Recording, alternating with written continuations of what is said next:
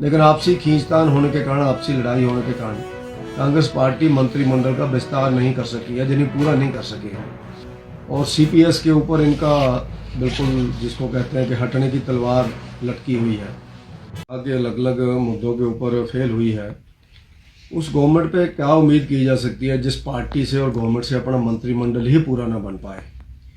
3 मंत्री के पद इनके खाली हैं और सीपीएस के ऊपर इनका बिल्कुल जिसको कहते हैं कि हटने की तलवार लटकी हुई है।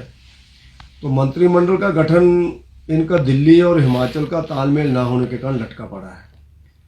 और अलग अलग जिलों के अंदर हम लोग देखें तो इम्बैलेंस है मंत्रिमंडल में। कांगड़ा के अंदर सिर्फ एक मंत्री है, बिलासपुर के अंदर कोई मंत्री नहीं है।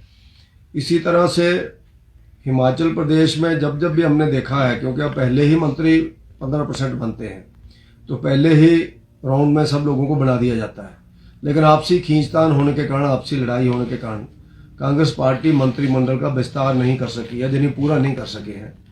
और 1 साल पूरा होने को है और मंत्रिमंडल का विस्तार नहीं होता तो हिमाचल प्रदेश का काम भी सफर होता है, क्योंकि एक एक मंत्री के पास 5-5, 6-6 डिपार्टमेंट हैं।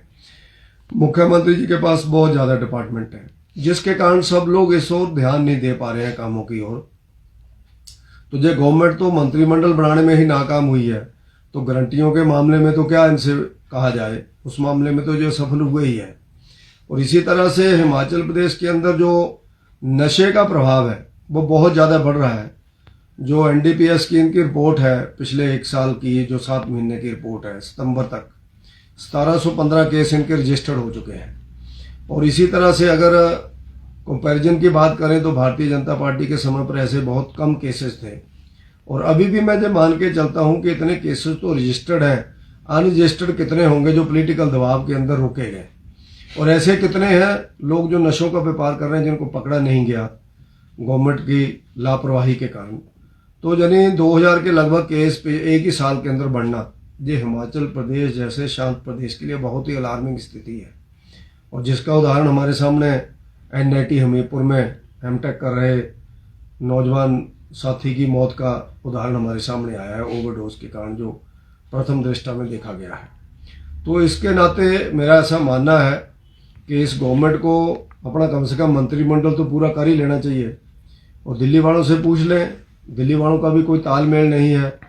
वो जहाँ आते हैं तो प्रियंका जी आए घूम के चले गए, राहुल जी आए घूम के चले गए, अभी शुक्ला साहब आए थे, जैसे मैंने कहा अभी मैच देख करके चले गए, गवर्नमेंट के ऊपर कुछ नहीं बोले, दूर दूर से निकल गए।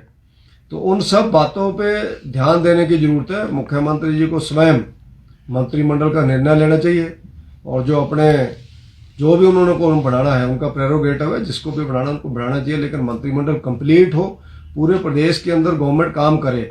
उसी कारण से जो हर चीज में सफल हो रहे हैं, वो चाहे गारंटियों का मामला हो, वो चाहे आपदा आई, बाढ़ आई, उसके कारण जो असफलताएं ध्यान में आ रही हैं, क्योंकि पूरा डिपार्टमेंटों को, कई ऐसे डिपार्टमेंट्स हैं जिनको कोई देख ही नहीं रहा है, बिल्कुल खाली पड़े डिपार्टमेंट है। तो उसके नाते जो गवर्नमेंट पूरी तरह से असफल है। और हिमाचल प्रदेश के अंदर इतनी जल्दी किसी भी गवर्नमेंट का ग्राफ नहीं गिरा होगा जितनी जल्दी इस गवर्नमेंट का 1 साल के अंदर ही ग्राफ गिर गया है। उसका परिणाम जैसा मैंने कहा लोकसभा के चुनाव में ध्यान में इनके आएगा, क्योंकि लोकसभा बिल्कुल सिर के ऊपर है और इनके पास कोई भी ऐसे कैंडिडेट नहीं है जिनको जो लोकसभा के चुनाव के अंदर लड़ा सके।